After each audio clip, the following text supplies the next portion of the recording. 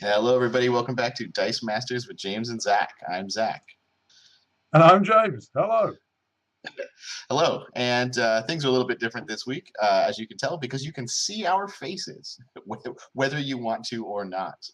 Um, we thought James recently returned from the UK National Championships. Would like to give us a little bit of his thoughts and experiences and tell us a little bit about it, especially as I personally prepare for the US Nationals. So, James, tell us a little bit about the setup for the UK Nats. Uh, right. Well, it was the place. First of all, it was in Birmingham, which is in the middle of England. It was in the NEC, which is a massive conference hall. I've never been to any expo before, so that was a new experience for me, and it was massive. It was a huge, I'm sure you know if you've been to them, but there's hundreds of stalls with games, and then some competitive gaming areas, of which Dice Masters was obviously one. And then some free gaming, and apparently there were some events that I didn't go to, and it was just enormous. Hundreds and hundreds of stalls, which I bought nothing from. I bought literally a metal D20 die for my daughter Izzy because I thought she would like that, and it cost me £5, and that was all I spent. um, but it was really interesting. It was basically just a big shop, plus events, plus competitive events, plus some live events which I can't comment on because I didn't go to. But it was pretty fun. I must say, props to Truby for doing this to camera with his face so often because it's a completely ridiculously different experience. I'm totally self-conscious, and I don't know where to put my eyes or where to look for anything. And I actually had to trim my moustache before I came on in a rare moment of vanity. So it was in Birmingham, and I got a lift there with some friends. So thank you very much, Sam and Liz and kids, because you did great. They gave me a lift up there from the airport, and we stayed together. So I didn't do a lot of non-Dice Master stuff because I was spending time with them, which was also great. So I think that's that. Did you? It sounds like you probably got to meet some people from the UK Dice Master scene, which is not your local scene, I guess. No, although the world is my local scene, as you know. That was absolutely far and away the best thing, and I'm sure like the people are important for all the participants at these games expos. But for me, it was just fantastic to meet all the people that I've well, not all the people, but like a bunch of people that I've played with or met online or through Facebook or whatever, and it's just totally different to meet them in person, and they all turned out to be even nicer in person than they were online. And I also met some people that I'd not played with online, like Andy Spuggs. And you're all great, all of you. You're magical. I hope someday I can get over to England and possibly as part of the trip, maybe get a couple of games of Dice Masters. We all saw what you were playing in the two-team takedown tournament, and I know because we were testing a lot ahead of time that you thinking about Gold Dragon. But what did you end up bringing? What did you play? Right. So, uh, Well, you I, went to qualifiers first, right? yeah, I just played the same team in both. I think people who were serious about qualifying played something pretty similar, maybe with the odd variation to what they planned to play in the finals. Um, Whereas if they'd already qualified in the second qualifier, they would play Turtles and just regret it horribly, basically. For me, I played exactly the same team in both the qualifiers and the finals, for better or for worse. It's tweaked version of what one of the teams that I was playing in the two-team takedown, which was originally supposed to be a fix-it team, and then we discovered mid-tournament that Ring of Winter Gold Dragon is a thing. So that ended up being more of a Gold Dragon team, though I continue to call it a Mr. Fix-it team just to mislead people. And the four cards that were the same were Gold Dragon, Ring of Winter, Heimdall, and no, maybe that was it. And then the two basic actions were the same: Magic Missile and Resurrection.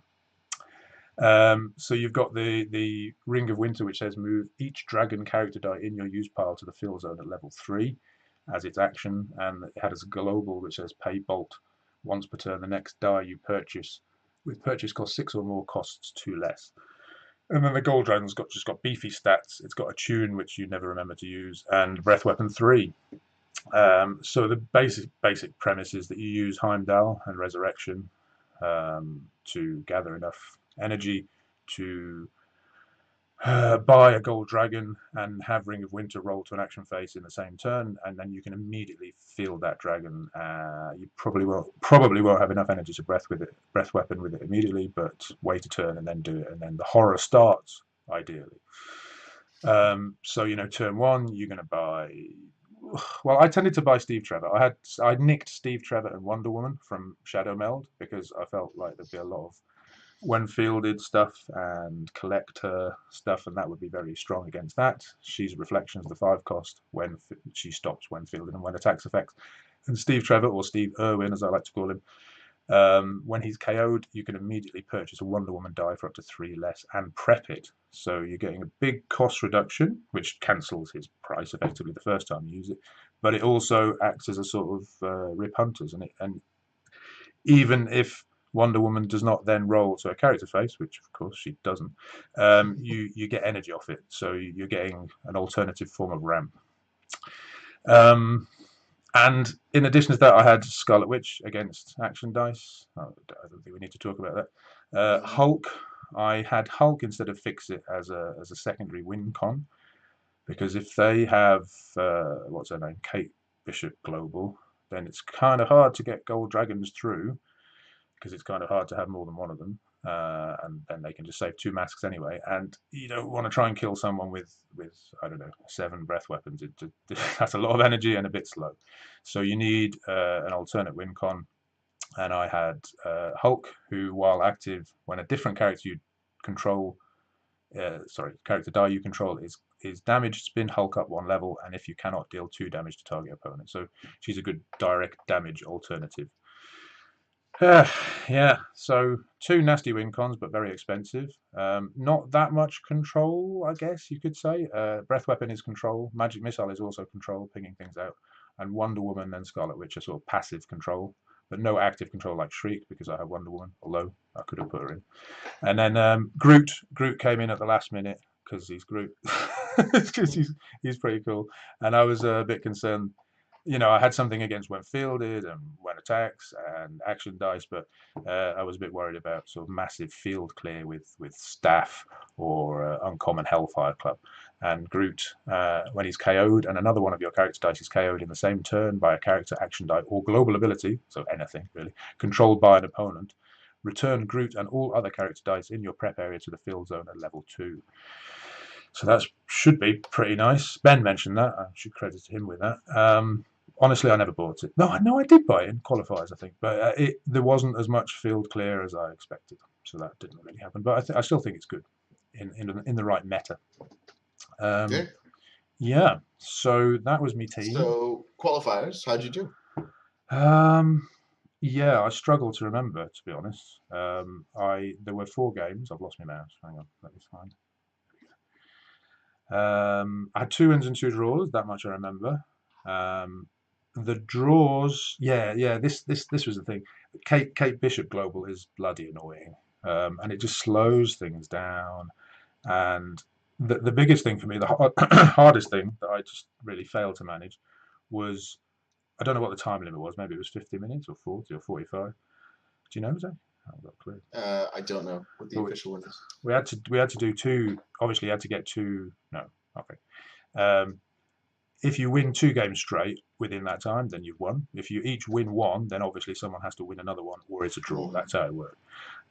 So if you get 2 games to 0 straight, that you've probably got time for that. But if each person wins 1, it very often goes to a draw, because at least it did for me, and I wasn't. Yeah, I think the win con needs to be quite quick, and Gold Dragon can be, but as soon as people have got Kate Bishop, then it slows it down. It's horrible. A couple of times I probably should have switched to Hulk a bit quicker. I remember saying that to Zack afterwards, and maybe if I'd got the dragon out as a bit of control and then switched to Hulk, maybe that would have helped. But it wasn't terrible, but it wasn't great either. Yeah. But you did qualify. Yeah. I'm losing my voice here. I'm going to put me ugly mug back on camera. Yes, I just scraped through. I was in, I think, 4th place out of, might have been 14 or something, with 2 wins and 2 draws. So it wasn't that bad. But I wasn't sure that I was going through, so it was a bit tense at the end. But yes, I qualified. Um, in the finals, which was the next day, shall I talk about that? I suppose that's Yeah. what people want to hear. So the Okay. next day was nationals. Right. I keep losing your mouse. Where are you? There we are. Okay. So that was my team, and this was the first team I played in the finals, the first round of finals. This was TJ's team, and I sort of looked at it and thought, oh, that's right, because it's collector, it's when fielded. I've got Wonder Woman, should be fine, and indeed in the first game it was fine. I think he had a couple of bad rolls at the beginning, and I think I took the first game reasonably okay. I think that's how it worked. Um, then the second game he got better rolls at the beginning, and he's got lots of nice control there. So if first of all he blobbed Wonder Woman because he really doesn't want to see Wonder Woman, and I can't get her out that quickly really. Then he's got Shriek and Basilisk for removal, so he used those very effectively. Plus, he can actually buy the Smash basic action. Who's ever bought Smash? And possibly KO maybe a level 1 or a level 1 or 2 character. And I found Wrecker. God, he got Wrecker out quite quickly. I think he went sort of what was it like Wrecker Blob? They were the early purchases, um, and it's just suffocating. Wrecker, if you've got a team with a lot of globals, it's a nightmare. Didn't enjoy that, and I can't use Magic Missile to ping out Shriek at that point. So then, and so if he's got Shriek on Gold Dragon, I can't Breath Weapon. If he's got Wrecker, I can't ping out Shriek. It becomes awkward. So he controlled the hell out. He strangled me in the second game. And then in the third game, it could have gone either way totally. And I think it was looking reasonably positive for me. TJ, feel free to correct me if I'm wrong. I think I was looking like I was going to win, and then, or at least like I had a good chance. And then I had Hulk out, so I'd gone with Hulk. Because he'd probably got locks on, he'd got like Shriek on, and he'd had Wrecker out, so I couldn't really do Gold Dragon.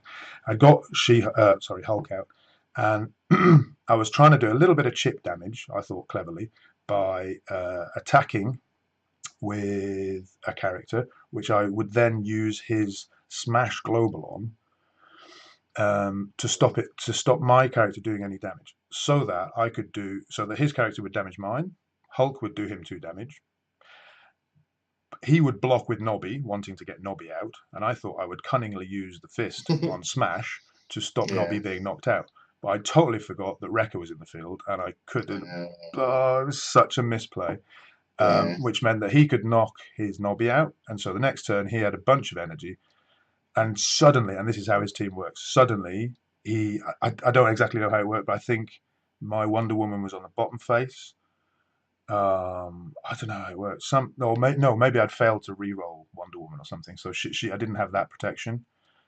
He was rolling a Nobby, which meant that he didn't have to collect her in a Nobby, which meant that he could collect her in an absorbing man. And suddenly he's done a massive amount of damage, and I've just lost like an idiot. So I think that I don't remember exactly, but that was a pretty critical misplay. So that was pretty. Yeah. It's not a one-turn kill, those kinds of teams, but they can very quickly deal you damage once all the pieces are out.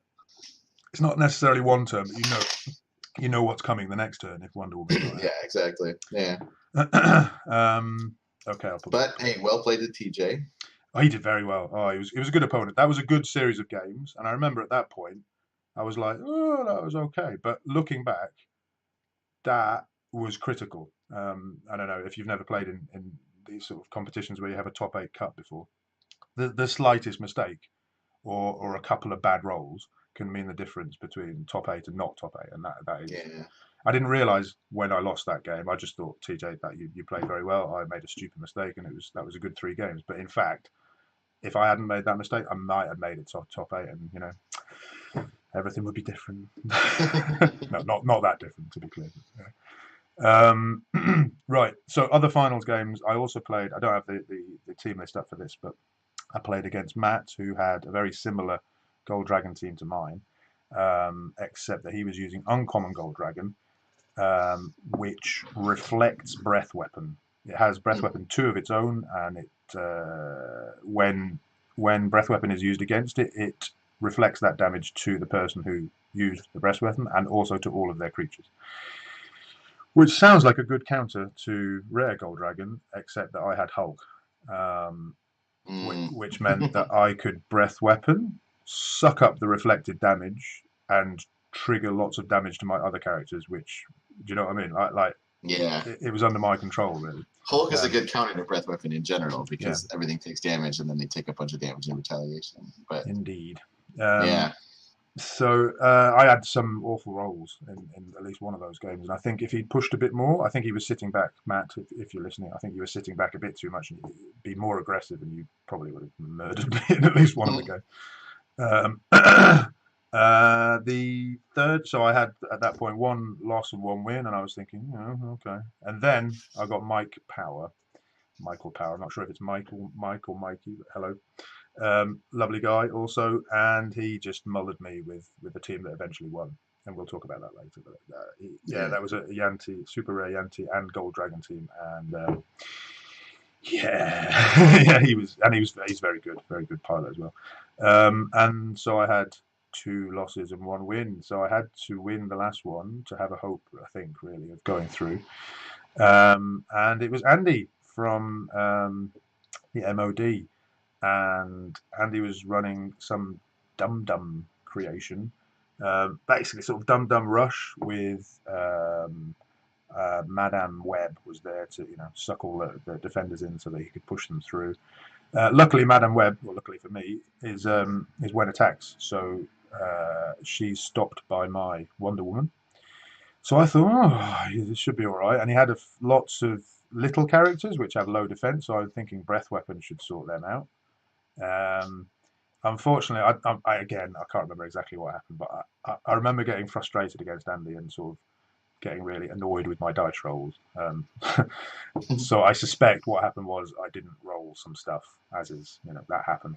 And the trouble with my team was that it's like expensive characters, and if they don't roll, or if you don't roll in the setup, I think I had real issues in like practicing. It was mostly fine, but then what I usually do is either, I don't know, maybe either go for Steve turn 1 and then Ring of Winter turn 2 and try and Heimdall and Resurrect. So I've got a bunch of energy on turn 3.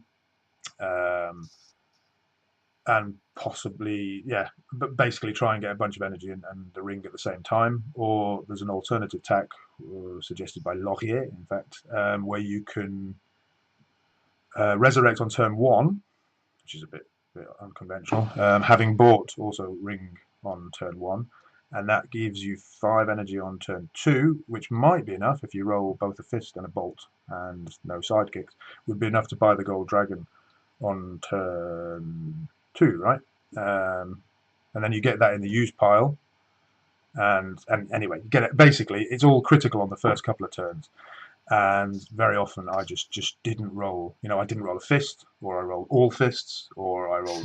It's just anyway. So I think that's kind of what happened, not just against Andy, but a couple of times. I'm not blaming that. Don't get me wrong. People who blame the dice rolls just don't understand probably. Anyway, so I lost the first game to Andy. He played well. He marauded me with Dum Dums. The second one I took. That went.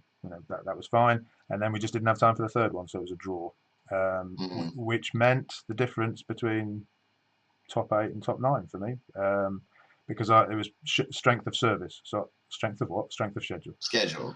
So if I'd managed to win somehow, which I didn't, that last game, or if I'd not made that mistake against TJ, like I would have had better points. But ifs do nothing for anyone. I was outplayed. And even if I'd got through, Mikey Power would have crushed me, as he did. Yeah. So so let's talk about the finals then.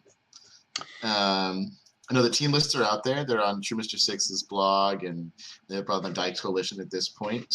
But you were there. I was there, live. I think Phil recorded the actual final with his mobile. He asked me, and I think TJ, to do some commentating, so that might come at some point. I've not heard from him, but let's hope that comes out. But I didn't see any of the quarterfinals because I took the opportunity. Well, obviously I was a bit disappointed, and I tried to recover from my disappointment by just having a look round, which was a good thing because I hadn't really looked around the expo at all. So at least that's Hmm. something. So I missed entirely the quarterfinals, and then in the semis it was Seth and Charlotte, and Chris and Mike Power. I'm really sorry. I didn't watch Chris's game. Sorry, but I will. I've pulled his team up because he did very well. Where are we? That's Chris's team. I didn't really see this play, so I can't comment on it too much. But he must have done something right with it because he came. He was in the top four. But it's collector in it. Collector control plus bishop. Twingers, interesting. Twinger and magic missile are a bit different. Yeah. But yeah, I'm sure Chris can talk about that. But I did watch um, Seth playing against, and Seth had this team, and Seth was playing against Charlotte. Seth is, I think, if I'm not mistaken, 13 years old, and he's he's a bloody genius. He's just as good as anybody else, if not considerably better than me. Great player, great team, beyond his years, very good. Um, and his dad's a laugh as well. Hello, Paul. Um, so this was Seth's team. He had multiple threats and multiple annoyances. You've got Collector, Norman Osborn, Danger Room, which is I was using the Danger Room Norman Osborn in the two-team takedown. That can suddenly, if you manage to roll Danger Room and you and your opponent have a lot of characters out, and then you field a Norman Osborn, that can suddenly go like massive. Okay, and if you happen to have Collector out, I didn't see him buy Collector that much. I don't think he had time for it too often, but he didn't really need to. So Hmm. there's that threat, and obviously he's got the Jubilee Mimic Professor X thing that Patrick was running in the two-team takedown, also excellent. And then he's got Collector if he has time to buy it. Shriek for control, and Kate Bishop was a proper pain in the bum. I mean, as if we didn't know it. I didn't play this team. I played Seth the previous day, and he was very good. But he had a Ras and C team. But I did play people who had Kate Bishop, and it was annoying. But Seth is the only one I saw actually buy Kate Bishop, which was really actually cool, and not because somebody had Rare Wrecker, but because the other person didn't have um, either Madame Mask or Wonder Woman out, although Charlotte did have Wonder Woman on her team. And so every time because Charlotte had, let me just show you, Charlotte had a really interesting Gold Dragon team, much more interesting than mine, I think. Um, she shared the two obvious ones with me, and Resurrection was the same, and Scarlet Witch was the same, and Wonder Woman was the same.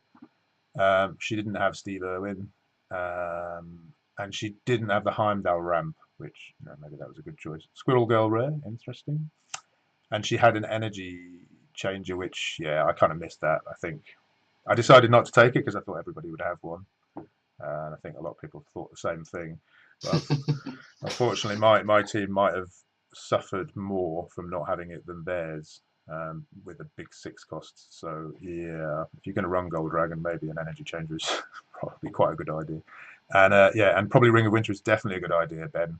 Probably best not to take that out if you're running Gold Dragon. Just I don't know. And obviously Shriek is Shriek. And she had improvised weapon because why did she have that? Well, it's got a tune which I never remembered, and apparently she didn't remember it very much during the day either. What's Yeah, the it's like reason? the least threatening of its abilities, right? Why did she have that? I don't know. Don't know if I saw her use that, but there's probably. Oh, it could be for Squirrel Girl, couldn't it? What if you give it to Squirrel Girl? Oh yeah, her attack minus the number of blocking dice, and then if you get Gold Dragon stats out of it, maybe. Ooh, yeah, actually that works quite well. I don't think I saw Yeah. that exactly in action, but it was a really interesting match. It was toe to toe.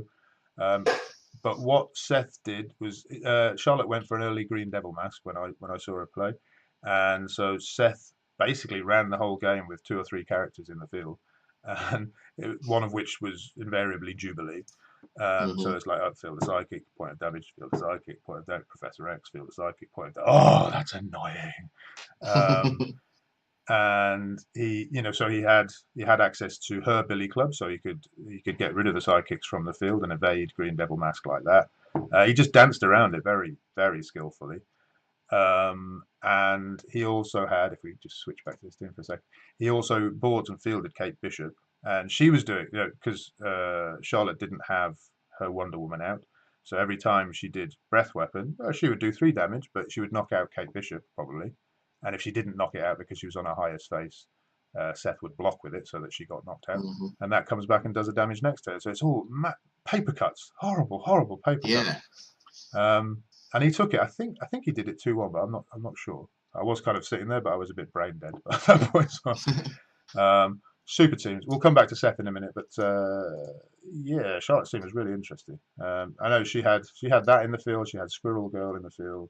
Didn't see her buy Wonder Woman, and she was doing Gold Dragon, but she wasn't doing the rush thing. She doesn't have Heimdall, and she was just sort of sitting with it in the field. Obviously, a more effective strategy than mine, because yeah, I think because like when my strategy worked, but it was a bit it was a bit unreliable as it turned out. I think I had some luck when I was preparing, and I was sort of led to believe it was a bit more reliable than it actually was. Anyway. So there was that, and then it went to so in the meantime, Mike beat Chris, and then it was Seth and Mike in the final. So this is a relief, actually. We're looking at the teams. You don't have to look at my face. Mike's team was genius, really. I would point out that I don't feel too bad because both Seth and Mike, who were in the final, both have super rares that I don't have, so I couldn't have come up with their teams even if I tried. Seth had Jubilee, Super Rare, and Nobby. Nobby I do have. And Mike had Ring of Winter, which I do have, but Yakkety Pureblood, your favourite, Zack. No disrespect to Mike, because obviously he played really well and it's a very well made team, but I was a little bit sad to see Super Yakkety win it all again. It just feels like even without the cube, she's still the top of the game. She is strong. She is strong. He does need a few more pieces out to make it work, so I imagine it's a bit slower. Just a little bit, but the whole meta is a bit slower, so it doesn't matter. Yeah. I played against him, so I know how it felt, and I watched him play Seth in the final. He did it very well. Basically, he buys. I think he's making his own little video about this, so probably I don't need to talk too much about it. But he was buying Pseudo Dragon and Yakkety Pureblood Super Rare pretty quickly, turn 1 if he went second, and then getting them out, and I think maybe Ring of Winter turn 2. And then, if you roll a bunch of energy, if you fluff your rolls, if you've got enough ramp, you might well have enough energy to buy Gold Dragon and ring that in. Though, and I think he did that against me. I can't remember, to be honest, but I think he did that against me because I had Gold Dragon, so that was a good move. But against Seth, he didn't really go for Gold Dragon. He just, I think he rolled the Pseudo Dragon and Yakkety to character faces, and then it starts. Then it starts. Yeah. You start buying the actions, and there's nothing to stop a when purchased trigger. Yeah. You can do when attacks. You can stop when fielded. You can stop, or you can try and stop action dice from rolling using switch. But what do? You can't do much against when KO'd. I don't think there's anything that stops that. Yeah. You definitely can't do anything about bloody when purchased, and that's better than when KO'd because you're not losing a character. Oh yeah. My God, it was gross. And like it was paper cuts but amped up. 2 damage per, and then if you get Zandala out, then it's 4 damage per, and you only got to buy 5 of them. There's just too much there, and Zandala is against me is the perfect Gold Dragon counter for those of you. Yeah, kicking myself for not realizing that when I was doing all my testing. That is a brilliant counter to Gold Dragon. So I really credit a lot of the UK players for coming up with that one because that's awesome. When Zandala symbol would be KO'd, instead clear all damage from her if your opponent has any active good character dice, and you will notice that Gold Dragon is a good character die. Yeah, so he had sort of minimal control in Shriek. He had his ramp. Momentum, I think he did actually. Yeah, momentum you can do sort of tricksy things with. Obviously, it was mainly there as a low cost action. Yeah. And once or twice, at least once versus me, he triggered the Kobold trap, and you can pull a Pseudo Dragon or a Yakkety into the field for free. when I Yeah, yeah. when I'm forced to field my bloody Gold Dragon on level 2 because the Ring of Winter never synchronized with Gold Dragon ever. Yeah. Yeah, brilliant. Well, probably you'll see more of that team, I should think. And like I say, he's making a video about it, so I'm sure he can talk more intelligently about it. I would say one thing against Seth. Seth was he was a genius too, and at one point he was making difficult choices for Mikey. He had one thing I've never seen before. He had two shrieks. I think his first two purchases were shrieks, and he Mm. double shrieked Yanti, which makes it much more difficult to ping out with attune damage. Because that's the thing Yeah, you gotta do it. You with gotta do it. Well, and without cube, you gotta do it like 4 times then. Yeah. right. Mike's team didn't need so much control because like you can direct attune to the person or you can direct it to character. So it comes with built-in ping control. It's so annoying. Hmm.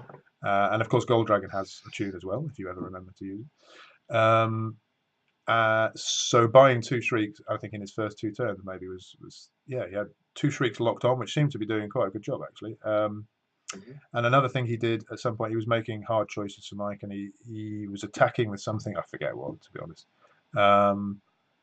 But Mike just let it through, and completely forgetting that he had a Gold Dragon in the field, and Seth used Splinter's teachings to swap whatever was attacking, like it was a psychic or something, I don't know. Swapped it with Mike's Gold Dragon's attacks and did 7 damage, which was like that's the sort of thing because I hadn't seen him use it once at Yeah. all, and he just because you forget about it and you think, oh, he's sitting on two question marks because he wants to use Kate Bishop Global, which he does, and Yeah. if he doesn't use Kate Bishop Global, then he can use Professor X, which is great, and then you Hmm. forget completely that he could also use it for Splinter's teachings. That's really good. And he had Create Food and Water, which I think he used obviously that allows you to get a psychic in the bag at the right time, as we've discussed. Hmm. Somebody's discussed for sure. Anyway, Yeah. so that's that. So yeah, congratulations, Mike. By the way. Yeah, well done to both of the finals. Super. Everybody was great, but those two are something else. Okay, so overall, I know with a week to go before my my plane leaves for the U.S. Nationals, I've got about 4 or 5 teams swirling around my head, and the results of which are scattered all over my desk. And I imagine that other people are feeling the same way. So after having seen all of the results of the UK Nationals and having played against them, what do you think like people should be watching out for, should be preparing for, should maybe focus on for their own teams in the coming week or so? Well, my takeaway really, and I never learned. I even wrote a whole article about Ultraman about how he costs 6, and that when you think you're being unlucky with 6 costs, it's not really because you're being unlucky. It's because the opposing team has cheaper characters and they're able to adapt and be more flexible. And sometimes, or often, that can look like luck on their part, and maybe it is a little bit, but there's something really pleasing and advantageous about having characters which cost 2 and basically Jubilee and Super Rare Yanti, extremely potent, and you can roll with bad rolls much better than someone who's relying on bloody Gold Dragon and the Yeah. Hulk. So cheap, absolutely gross threats are a very good thing.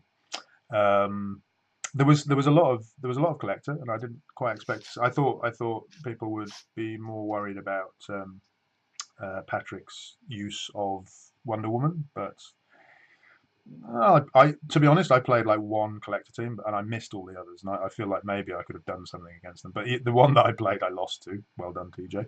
But I think, to be honest, Wonder Woman is pretty strong. Maybe if you play a bit better than me, it would be even stronger. Time. Think about timing. If you've been to one, you know what it's like. But timing is. You need to win fast, or you're going to end up drawing. And drawing is rubbish. Trust me. Yeah. And if you don't trust me, ask Andy. He drew 4 times in the finals. What else? Yeah. So yeah, win fast. Use cheap stuff maybe, or if you're gonna use expensive stuff, probably you're gonna have to take a bloody energy changer so that you can you can sort of recover from awful rolls. Kate Bishop's a pain in the arse if you're relying on pushing damage through. Yeah, you might want a direct damage backup that doesn't cost 6, ideally. Hmm. And you can't counter everything, because I thought I'd done a really good job of covering most things. I had switch for action dice, which is not a guarantee. Don't it's not a guarantee. Hmm. I think in the qualifiers, I think Paul had danger room. Sometimes things roll through, and that can be the end of it. Yeah, yeah. I had Groot against board clear. I had She-Hulk against breath weapon. Oh, She-Hulk, sorry, Hulk against breath weapon, and I had Wonder Woman against when fielded and when attacks and stuff. Which you'd think that's pretty good, right? But I had absolutely nothing against when purchase triggers. Well, nobody will. No, but you could have Bishop. Bishop might be an idea. Think about if you can fit Bishop onto your team somewhere. Yeah, and find a way to purchase it. Yeah. Yeah, tough stuff. Right. Yeah, yeah. Yeah, the other thing I wanted to say, I suppose we should wrap it up there. I probably blathered on enough. I had a really nice chat with Chris from True Mr. Six from Mod. He was a bit drunk, so I don't know how much of it he remembers, but it was a nice chat. And we were talking about the future of the game and how basically these big tournaments, people come together, and it's really good. I can't say enough about how lovely it was to meet everyone. Let me just say that one more time. It's fantastic, and it's really, really good. But in between these big tournaments, it's all a bit disparate. There are pockets of people playing. There's I don't know, 12 people playing in Košice. There's 5 people playing in Bratislava. There's 10 people playing in somewhere in Ohio. I don't know. There's one person playing in Amsterdam. There's another one playing somewhere else in the Netherlands. And I know, because I've spoken to them or I've chatted with them, that these people get frustrated that there's nobody to play with. And the answer to that, quite obviously, to me at least, is online gaming. It's absolutely saved it for me. I mean, I'm lucky enough to have a relatively active community, but still, most of my gaming is online. And for people who don't have anybody else to play with, they don't have a Friday night community or whatever, online gaming is fantastic. I mean, by which I mean, hangouts and stuff. I don't think I'd want to see it as a computer thing. That's just not for me. But I think what the community has done with the online tournaments, with Troy and Alan Aycock and Chris and Rob, and maybe what we've done a little bit with these videos, it's just totally possible to have a great experience playing online. For me, it's even almost better than playing face to face. Although I did. Yeah. Yeah. Sorry. Go on. I had this revelation the other day that I've been trying to get as much practice in before nationals as possible, and even though I haven't quite decided on a team at this point, I've been trying out different things and trying different stuff, and even though I haven't finalized anything, I've been sort of learning as I go, and what works well against other things or whatever. But 100% of the practice has been online. At this point, the next time I play somebody in person will be at nationals, and that'll be the weird experience for me. Then is not having them, on a computer screen or whatever. But yeah, I mean, for the first time in a long time, I don't think I've gotten any real life games in for over a month at this point, and so, but I've been playing pretty constantly. So if you got the time and the internet connection, I think it's a great option. Absolutely. Even if you can get a half decent webcam, it makes it, to me, an almost perfect experience. But even the most rubbish setup is sufficient. I mean, I don't know, maybe not for everybody, but I'm totally tolerant of anything as long as I can sort of vaguely see what's going on. You can talk about it, and it's fine. Yeah. And the other thing we talked about was I love it. I love that this online thing exists. But wouldn't it be great if WizKids actually officially supported it in some way? Because they must recognise that they've got a bit of an issue. Or maybe they don't. I don't know. It's pockets and it's disparate, and the solution could be this. And if they somehow actually took advantage of the infrastructure which exists with the tournaments that we've had, that people have organised, and I don't know, supported it in some way, made it sort of semi-official. Maybe it's not necessary. I mean, we can carry on like this, but it would be nice to see some recognition of it, maybe. Yeah. But yeah, the moral of the story is online is great, and everybody I met was lovely, and Dice Masters is super. Well, thanks. So there you go. First-hand account of the UK Nationals. Hopefully we can do one of these when I get back in about a week and a half from the US Nationals. Getting nervous now at this point. But yeah, let us know if you have any other questions for James or if you have any other thoughts about the whole thing in the comments. And thanks everyone for watching. Good luck with all your preparations, and bye-bye. Bye-bye.